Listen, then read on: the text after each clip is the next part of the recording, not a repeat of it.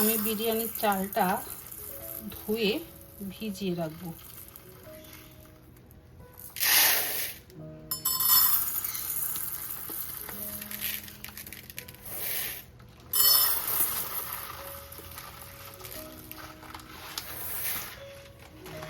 তিন কাপ নিলাম, আর একটু নেই, 3.5 কাপ। পুরো 1 কেজি চালের বানাচ্ছি না, আর একটু কম বানাচ্ছি।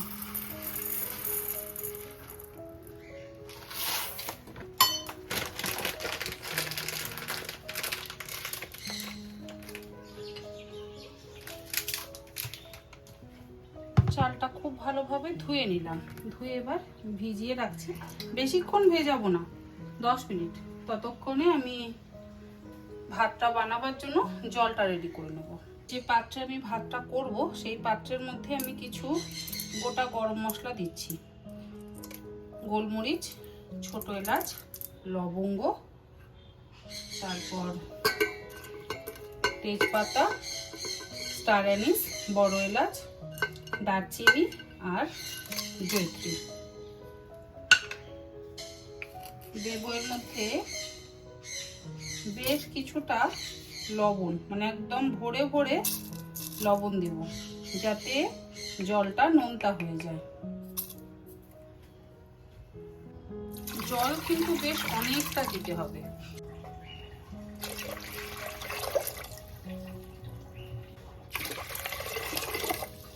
এবার এই জলটাকে আমি খুব ভালো করে ফুটিয়ে নেব।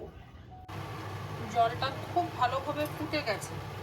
এবারে এই যে গোটা গরম মশলাগুলো দিয়েছিলাম, এই গোটা গরম মশলাগুলো আমি ছাঁকনিতে করে ছেঁকে তুলে নেব। এগুলো আর রাখার কোনো দরকার নেই, সব তুলে নেব।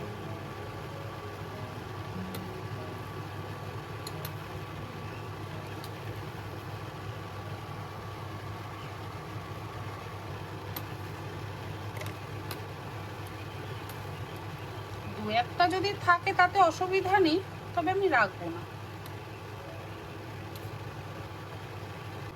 এবারে এই জলের মধ্যে আমি দিয়ে দিচ্ছি পাতিলেবুর রস। ভিনেগার দিলেও হয়, তবে আমি পাতিলেবুর রসটা দিলাম।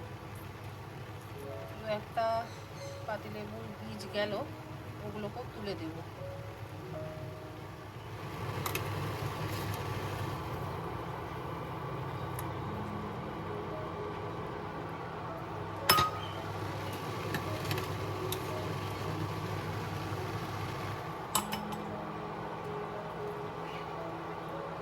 এরপরে আমি চালটা দিয়ে দিচ্ছি।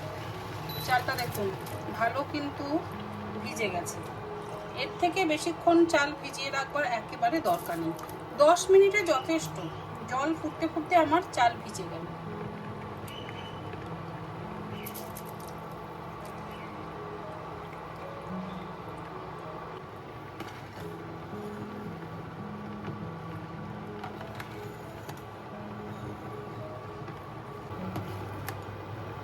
ভাতটা কিন্তু খুব সুন্দর হয়েছে।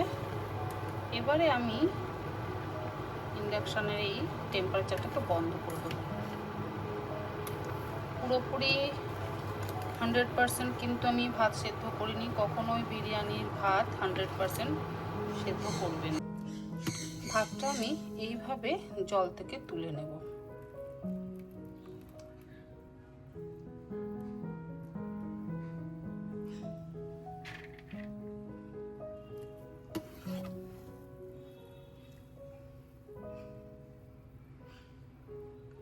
বাকিটা কিন্তু দমে হবে। বাকিটা বলতে চালটা যেটুকু সেদ্ধ হতে বাকি আছে সেটা দমে হবে। এই যে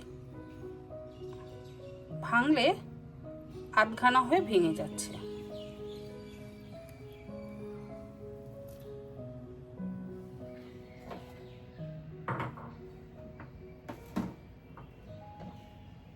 এত গরম যে মানে অসহ্য লাগছে রান্নাঘরে থাকতে, খুব বিরক্ত লাগছে রান্নাঘরে থাকতে। এই জলটা কিন্তু এবারে ফেলে দেবো, এতটা তো জল লাগবে না, অল্প একটু জল আমি রাখি। তবে যেহেতু আজকে রোগানটা অনেকটা বেরিয়েছে, রোগানটাও কিন্তু অনেকটা বেরিয়েছে, দেখাই আপনাদের, দাঁড়ান।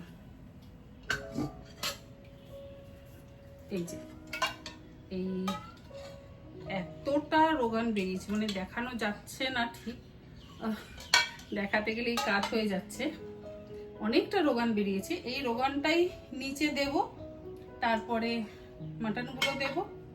আলু তো একদম সুন্দর ফুল বয়েল হয়ে গেছে, তাই আর আলু নিচে দিচ্ছি না, না হলে অনেক সময় কি করি আলুটাও নিচে দিই, তো আলুটা উপরে দেব, রোগানটা দেব, তারপরে মাটনটা দেব, আর তারপরে বাকি ভাতটা দিয়ে একদম লেয়ার করে কষিয়ে দেবো।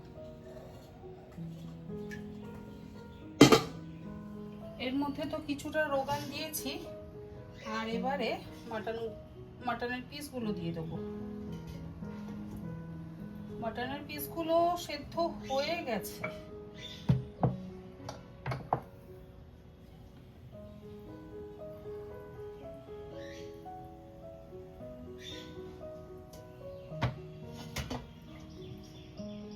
তবে কয়েকটা হ্যাঁ সেদ্ধ হয়ে গেছে, আর একটু সেদ্ধ হবে, যেহেতু আমি ইনস্ট্যান্ট পটে করি না, তাই খুব ভালো সেদ্ধটা হয়ে যায়, যত বড়ই পিস হোক না কেন।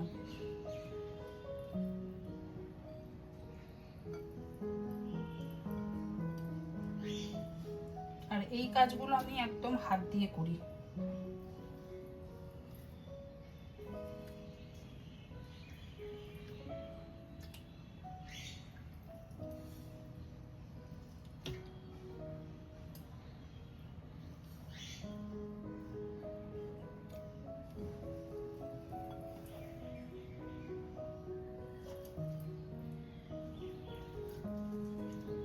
আর হাড়ের দিকটা আমি কি করি, হাড়টা না নিচের দিকে দিই, তাহলে কি হয় মাংসটা লেগে যায় না।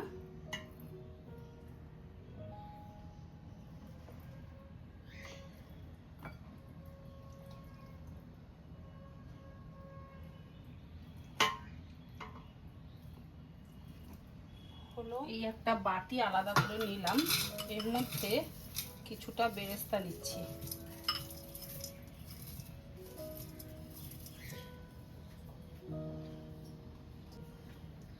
তারই মধ্যে দেব আমি কিছুটা মিল্ক পাউডার।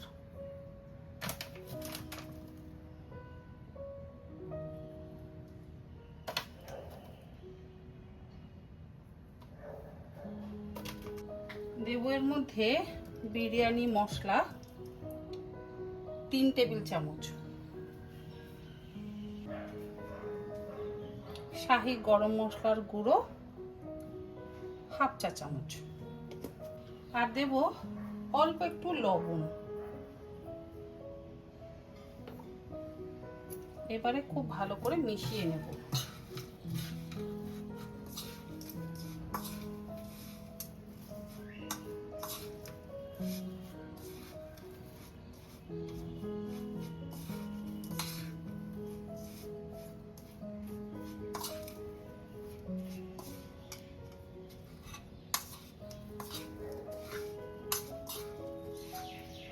খুব ভালো করে মেশাবো।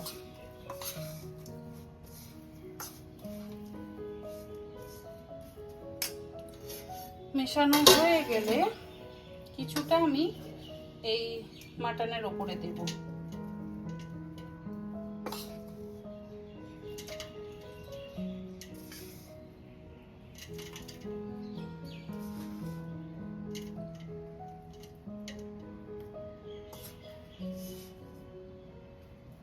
একটু টক দই দিলেও হয়, তবে আজকে আর টক দইটা দেব না, কারণ অলরেডি মাটন আমার খুব ভালো সেদ্ধ হয়ে গেছে। মাটন তো যদি আবার গলে যায় তাহলে ভালো লাগবে না।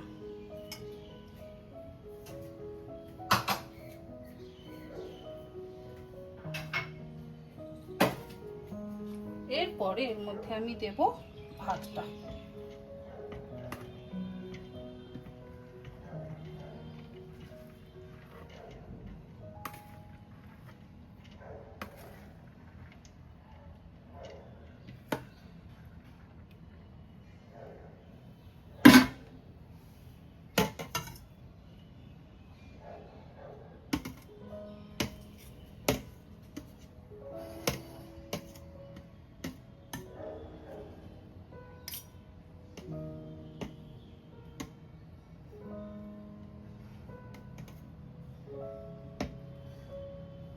ভাতটা দেওয়ার পর এবারে বাকি মাটনের পিসগুলো দিয়ে দিচ্ছি।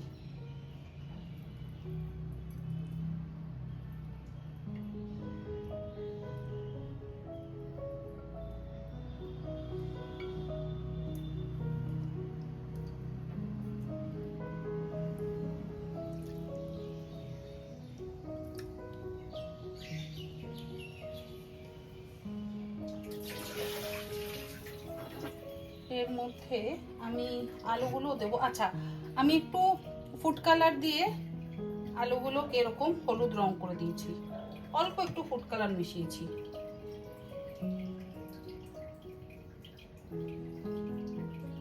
সব কটা আলুই দিয়ে দিচ্ছি।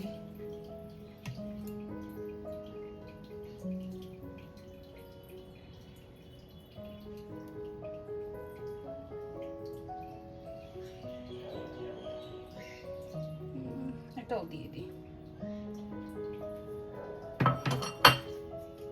দিয়ে এবারে এর মধ্যে আবারও ওই যে মিশ্রণটা আমি তৈরি করে নিয়েছি সেই মিশ্রণটা দেব।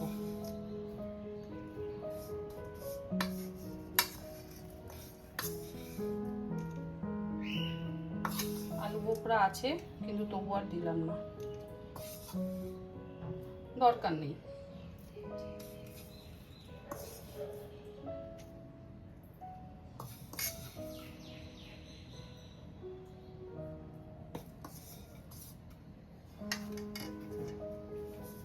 সবটাই দিয়ে দিচ্ছি, একটু রাখলাম, উপরে দেব।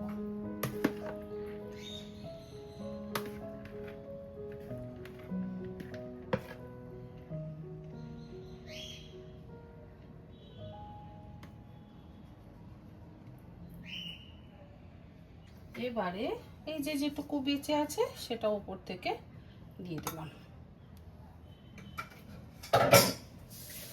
আর একটু বেরেস্তা উপর থেকে দেব, অল্প।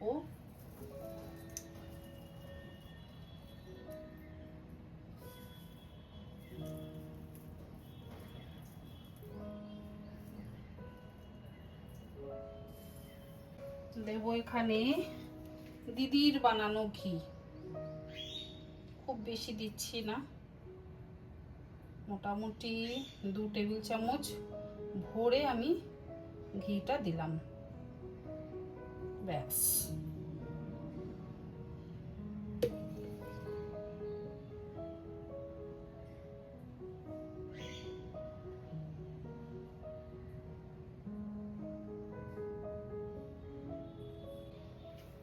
অল্প একটু লবণ আবার ওপর থেকে ছড়িয়ে দেবো, খুব অল্প, ওই ঘিয়ের মধ্যে মধ্যে না আমি একটু একটু করে লবণ দিয়ে দিচ্ছি। লবণ মানে নুন দিচ্ছি। আমি যে লবণ বলি অনেকের না খুব অবজেকশন, আসলে এই লবণ বলার পেছনেও একটা কারণ আছে। যখন চ্যানেল শুরু করি তখন কিন্তু আমি নুনই বলতাম, তখন লবণ বলতাম না। আর এর মধ্যে দিচ্ছি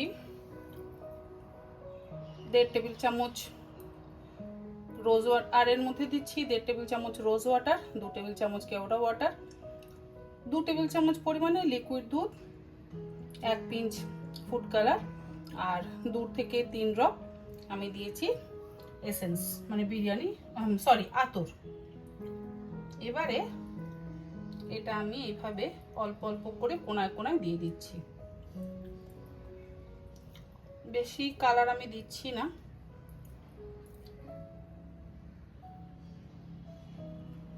উপর থেকে মনে হচ্ছে আরেকটু ফুড কালার দিতে হবে।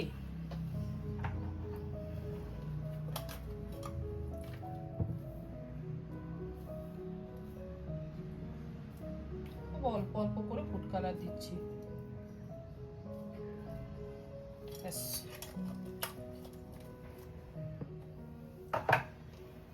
এর মধ্যে না বেশ কিছুটা রোগন কিন্তু রয়ে গেল, লাগলো না। রোগান যখনই ব্যবহার করবেন একটু ছেঁকে নিয়ে, মানে এক্সট্রা মশলা যাতে না যায় সেরকম ভাবে ছেঁকে নিয়ে কিন্তু ব্যবহারটা করলে ভালো হয়।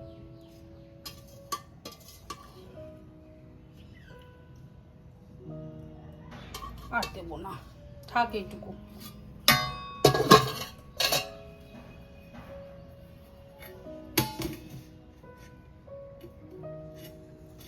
এবারে একদম লো হিটে, প্রথমে হাই হিটে 5 মিনিট রাখবো, তারপরে লো হিটে আমি আরো 10 মিনিট এটাকে স্টিম করে নেবো। আর এর উপরে একটা ভারী ওই আমার কিছু একটা চাপিয়ে দেবো, তাহলে হয়ে যাবে। এবার একটু ফটাফট করে আমি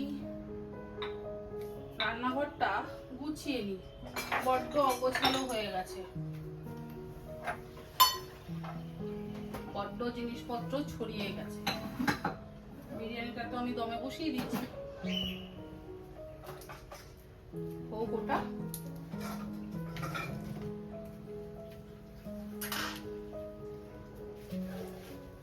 এইটা যে আমাকে কি উপকার দেয় কি বলবো। ওপরে যে মশলাগুলো লেগে গেছে সেগুলোকে আগে আমি ভালো করে মুছে নিচ্ছি, তারপর এটাকে ধোবো। ভেতরে আবার জল টল যদি চলে যায় না তাহলে মুশকিল, আগে ভালো করে মুছে নিচ্ছি, তারপর ধুয়ে নেব।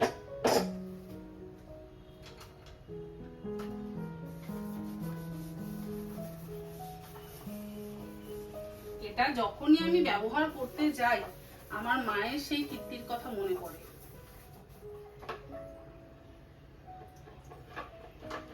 সাথে সাথে ধুয়ে রাখলে না আর কোনো সমস্যা নেই।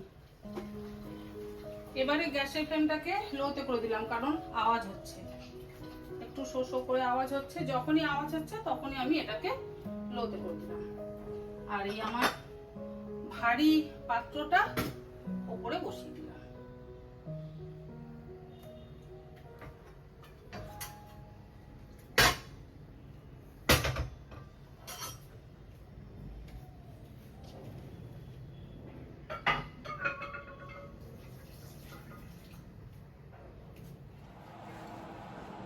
বিরিয়ানিটা বানানোর পর আর আপনাদের সঙ্গে আমার কথা বলার একদম সময় হয়নি।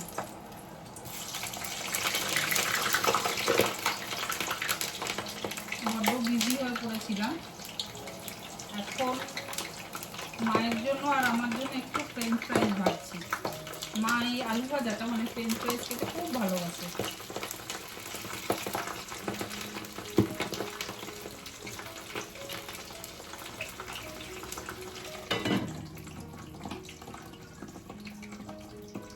ফিশ ফিঙ্গার করে একদম রেডি করে রেখেছি, ভাবছি একবার ভেজে নেব, আর নাও ভাজতে পারি।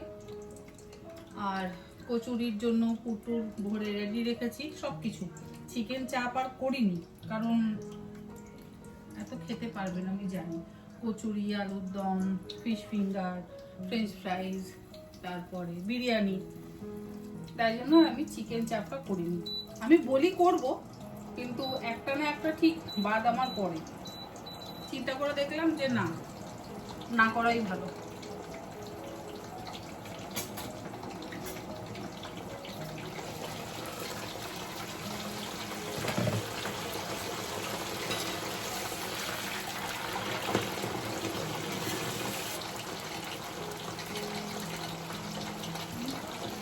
তুমি অনলাইনে কিছু কিনো না, তুমি আমাকে লিংকটা পাঠিও, আমি বুক করে দেবো। দাদু ভাইকে দিয়ে বুক করিয়ে দেবো, আমি তো নিজেও বুক করি না।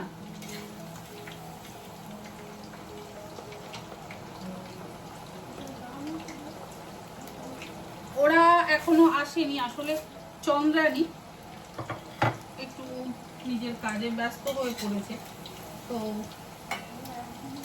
মারা চুপচাপ শুধু মুখে বসে থাকবে।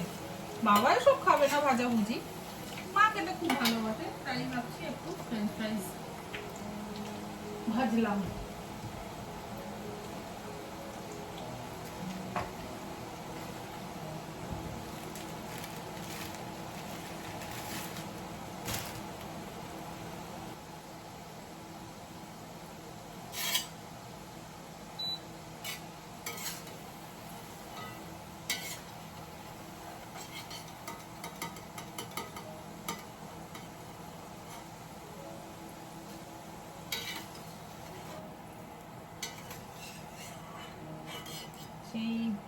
যখন দিল্লিতে থাকতাম, মা দিল্লি গেছিল, তো তখন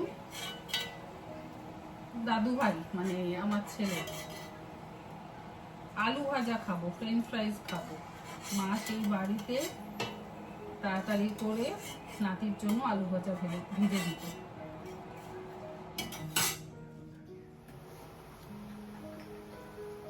এর মধ্যে দেব একটু গোলমরিচের গুঁড়ো। শাশুড়ি আর বৌমা দুজনে মিলে বসে একটু খাই, বাবা তো এসব খাবে না, আমরা দুজনে একটু বসে ফ্রেঞ্চ ফ্রাইজ খাই।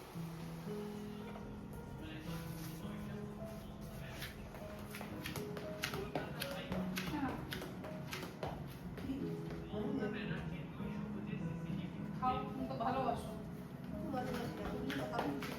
হ্যাঁ আসছি, খাও, তুমি অল্প খাও, আমি অল্প খাই। Oh, actually, it's very common actually.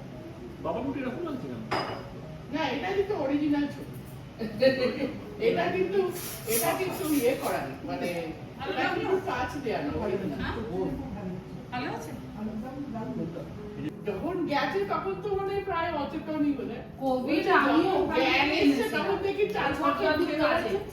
আচ্ছা। ছোট দূর কাজে গেছিলাম না, তারপরেই কিন্তু আমার কোভিড হচ্ছে, ফিরে এসেছি তা দুদিন পরে। এই দেখো বৌদিরও ওখানে কিছু একটা কারো ছিল। বৌদিরও হয়েছে। ওখান থেকে ওখান থেকেই হয়েছে, মানে আমি ওখান থেকে এলাম তা দুদিন পরে, তারপরে শুনলাম বৌদির সুনামি হয়েছে।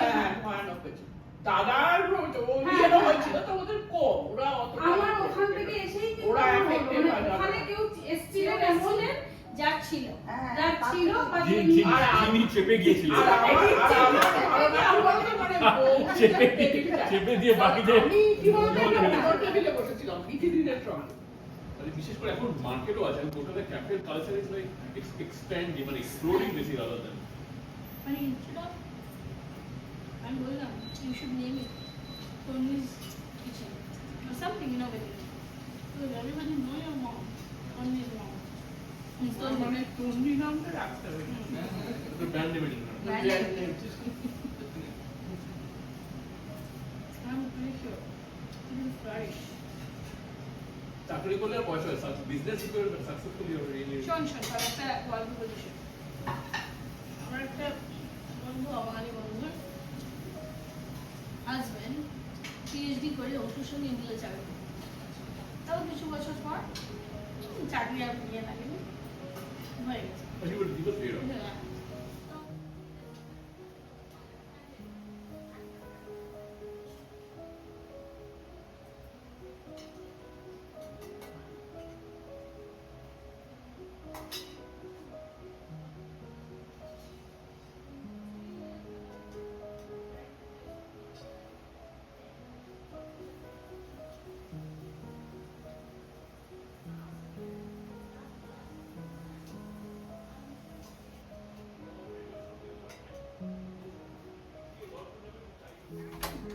হ্যাঁ। হ্যাঁ করে আসছি। হ্যাঁ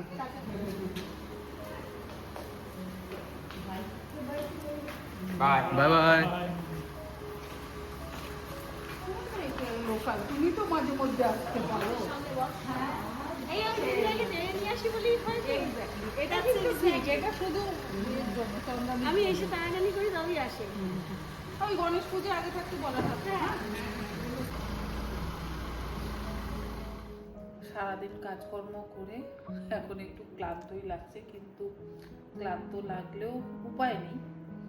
এখানে থালা, কিচেনে এক্সট্রা জিনিসপত্র পড়ে আছে, সেগুলো সমস্ত কিছু গুছিয়ে পরিষ্কার করে তারপর আমি শোবো। এখন বাজে রাত 12টা, বাট যতক্ষণ না এই জায়গাগুলো আমি গোছাতে পারছি, জানি না ওসিডির প্রবলেম শুরু হয়েছে কিনা, বাট আগে হয়তো থাক পরে করবো এরকম মনে হতো, এখন মনে হয় কতক্ষণ আমি জায়গাগুলো গোছাবো।